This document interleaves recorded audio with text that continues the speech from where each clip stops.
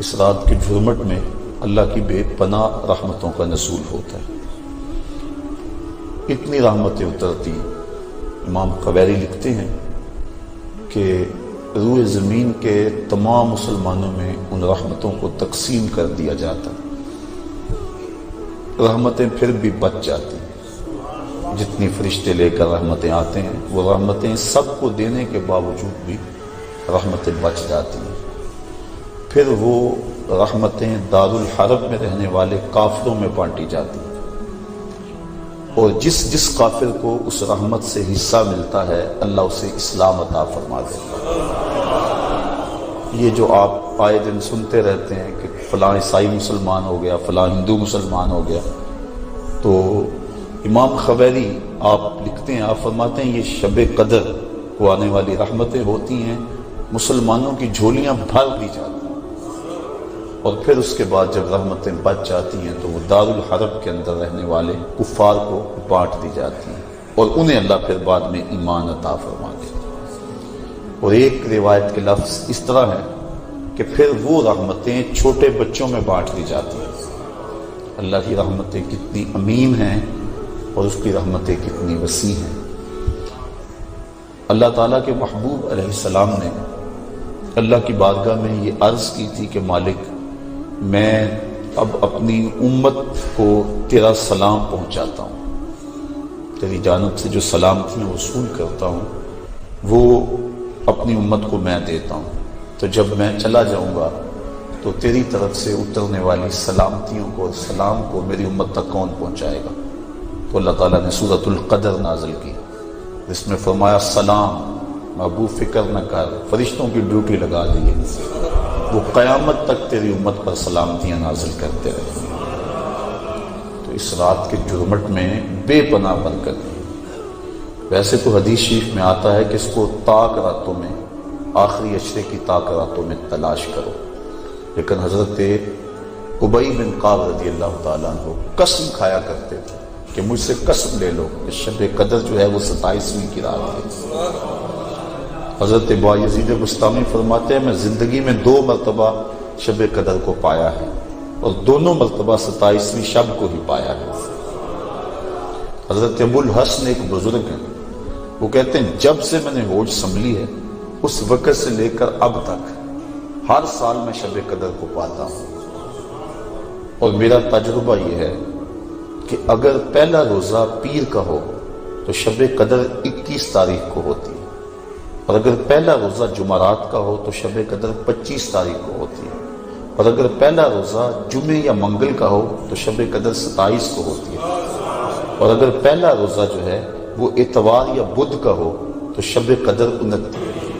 اس کی رحمتیں بازو پھیلائے آواز دیتی ہیں بندے کو کہ کوئی ہے بخشش مانگنے والا، کوئی ہے رزق مانگنے والا، کوئی ہے سوال کرنے والا، میں اس کی جھولی میں بھرا. ہم تو مائل بکرم ہیں، کوئی سائل ہی نہیں، راہ دکھلائیں کسے، کوئی راہ روے منزل ہی نہیں. صرف 4 اشخاص ہیں جو اس رات محروم رہتے ہیں. ایک عادی شرابی، شراب کا رسیہ، دوسرا والدین کا نافرمان، تیسرا قاطع الرحم، خون کے رشتوں کو توڑنے والا، اور چوتھا وہ شخص جو سخت دشمنی رکھنے والا. اور سخت دشمنی اس کو کہتے ہیں جو 3 دن سے زائد ہو، کیونکہ مومن جب ایک دوسرے سے ناراض ہو جاتے ہیں تو 3 دن سے زیادہ ناراض نہیں رہتے. تو جو 3 دن سے زیادہ ناراض ہیں ان کو سخت دشمنی رکھنے والا کہا جاتا ہے. تو اس رات کی جرمٹ میں، اس رات کے حسین لمحوں کے اندر یہ 4 بندے اللہ کی رحمتوں سے محروم رہ جاتے ہیں. اگر توبہ کر لیں تو اللہ تعالیٰ جل شانہ اس رات کا حصہ ان کو بھی عطا فرما دے. اور ایک حدیث کے اندر آتا ہے کہ جو شخص شب قدر کو 2 رکعت نوافل اس طرح ادا کرے کہ سورہ فاتحہ کے بعد 7 مرتبہ سورہ اخلاص پڑھے، اس کے بعد سلام پھیر کے کہے استغفر اللہ و اتوب الیہ، اور یہ 70 مرتبہ پڑھے بعد میں، تو اپنی جگہ سے اٹھے گا نہیں کہ اللہ اسے بھی اور اس کے ماں باپ کو بھی بخش دے گا. یہ اللہ اسے انعام عطا فرماتا ہے. انشاءاللہ بعد میں ہم اس کا اہتمام کریں گے. اور بھی نوافل وظائف اور مختلف جو ہیں وہ شب قدر کی برکتیں اور فضیلتیں ہیں۔ سورہ تکاثر اور اس کے بعد سورہ اخلاص پڑھنے کا حکم ہے، اور وہ 4 رکعتیں ہیں، 70 مرتبہ پڑھی جائیں۔ دیگر مختلف جو ہیں وہ علماء نے اپنے اپنے تجربات اور ان کو جو روایات ملی ہیں وہ امت تک منتقل کی ہیں۔ تو یہ رات اپنے دامن میں اس اعتبار سے بہت ساری رحمتیں لیے ہوئے ہمارے ہاں جلوہ گر ہے۔ اللہ تعالیٰ اس رات کی برکتیں ہم سب کو نصیب فرمائیں۔ اس کو توبہ و انابت کی رات بھی کہا جاتا ہے۔ جب انسان جاگتا ہے اس رات میں، اللہ تعالیٰ جل شانہ ما قبل کے سارے گناہوں کو معاف فرما دے۔ وہ فرمایا کہ من کاما لیلۃ الصیام، لیلۃ القدر اس سے مراد ہے، ایمانم و احتسابا غفر لہ ما تقدم من ذنبہ، جس نے لیلۃ القدر کو قیام کیا اللہ تعالیٰ اس کے پچھلے سارے گناہوں کو معاف فرما دے گا۔ ایمانم و احتسابا، 2 شرطیں ہیں، ایک ایمان کی حالت میں اور دوسرا اپنے نفس کا محاسبہ کر رہا ہے، کیونکہ اپنے نفس کو محاسبے میں رکھنا چاہیے، اس کو بے لگام نہیں ہونے دینا چاہیے۔ جو پڑھ رہے ہیں کہہ رہے ہیں اس پر مانند استحضار موجود ہو، اور ہم اگر توبہ کریں، رجوع لائیں اس کے حضور، تو وہ صرف زبان سے نہ ہو بلکہ ہمارے دل کی اتھاہ گہرائیوں سے۔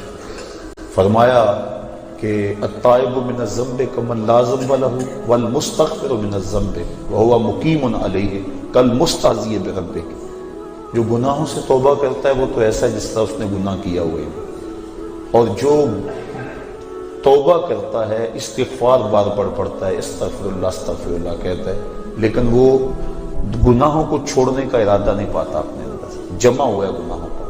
کہا کل مستہزئ بربہ، وہ اپنے رب سے مذاق کرنے والا ہے کہ جس پر استغفار کر رہا ہے اس کو تو چھوڑ ہی نہیں رہا، اس کا تو ارادہ ہی نہیں کر رہا کہ میں نے اس کو چھوڑنا ہے، تو وہ تمسخر کرنے والا کہلاتا ہے۔ تو جو ہم دعا مانگتے ہیں، جو ہم کہتے ہیں، مانند اس کا استحضار ہونا چاہیے، اور جو ہم اللہ سے وعدہ کرتے ہیں اس وعدہ کو پورا کرنے کی کوشش کرنی چاہیے۔ اللہ تعالیٰ کریم ہے۔ حضرت عائشہ صدیقہ رضی اللہ تعالیٰ عنہ فرماتی، میں نے حضور سے عرض کی، ترمذی ابن ماجہ کی روایت ہے کہ جب میں شب قدر کو پا لوں تو میں اللہ سے کیا مانگوں؟ تو حضور نے جو دعا تعلیم دی وہ یہ تھی کہ اللہ کی بارگاہ میں پھر عرض کرنا کہ اللہم انکا عفو کریم تحب العفو فاعف عنی، اے اللہ تو معاف کرنے والا ہے، کرم فرمانے والا ہے اور معافی کو پسند کرتا ہے، مجھ سے درگزر فرما لے۔ تو یعنی اس خاص لمحے کے اندر اگر اللہ سے کچھ مانگنا ہے، جب شب قدر کو پا لے، وہ لمحے آ جائیں، جب جبریل مصافحہ کر رہے ہیں، جب بدن کے رونگٹے کھڑے ہو جائیں، دقت طاری ہو جائے، وہ کیفیت بن جائے کہ دل کہے، وجدان ادراک کرے کہ یہی لیلۃ القدر ہے، یہی وہ لمحے ہیں، اور یہ جو میرے اوپر کیفیت ہے یہ مصافحہ جبریل ہے۔ جب یہ کیفیت مل جائے تو اس وقت اہم وقت کیا مانگے؟ تو کہا اہم وقت یہ مانگے اے اللہ مجھے معاف کر دے۔ تو یہ اہم دعا ہے مومن کی، جس کو تعلیم دیا گیا شب قدر کے حوالے سے۔ آگے پیچھے بھی اللہ کی بارگاہ میں یہ دعا مانگنی چاہیے۔ اگر انسان کے توبہ سے گناہ مٹ جاتے ہیں، استغفار پڑھنے سے، عفو و کرم کا مطالبہ کرنے سے، اور اگر گناہ نہ بھی ہوں تو اللہ تعالیٰ درجے بلند فرما دیتا ہے۔ حضور علیہ السلام نے ارشاد فرمایا، میں ہر روز اللہ سے 100 مرتبہ استغفار کرتا ہوں، 100 مرتبہ، جبکہ حضور کے دامن پہ تو گناہ کا ایک داغ بھی نہیں ہے، لیکن اس کے باوجود 100 مرتبہ حضور اللہ کی بارگاہ میں استغفار کرتے ہیں۔ اور ہم جو لتڑے پڑے ہیں گناہوں سے، صبح سے شام تک ہماری زندگی اسی دلدل میں پھنسی ہوئی ہے، تو پھر ہمیں تو بہت زیادہ استغفار کی ضرورت ہے۔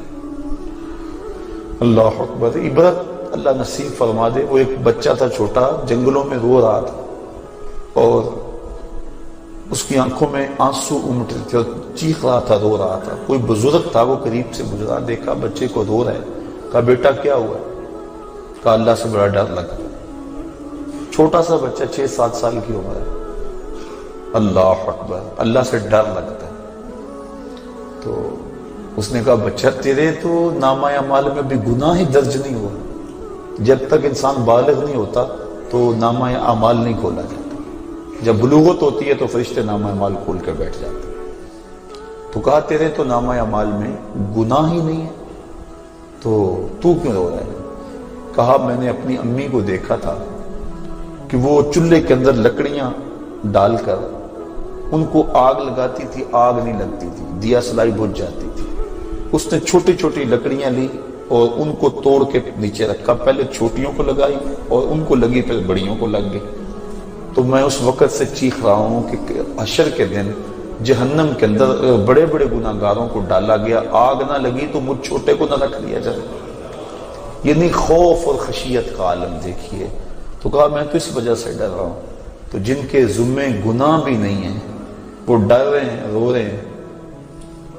جس کے دامن کو اللہ نے عصمت کے پھولوں سے مزین کیا ہوا ہے وہ تو روز 100 مرتبہ استغفار کریں اور اللہ سے توبہ کریں.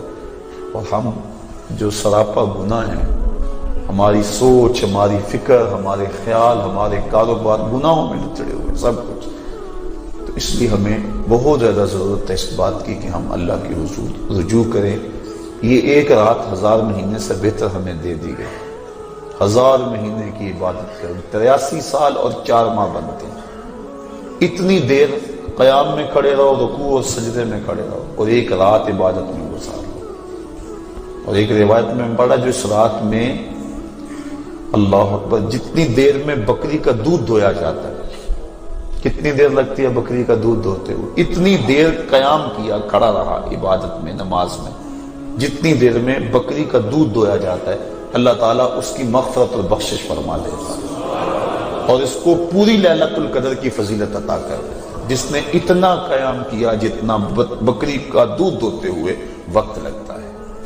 تو اللہ نے یہ مجھے اور آپ کو توفیق عطا فرمائی اور امت کو یہ مزاج عطا کر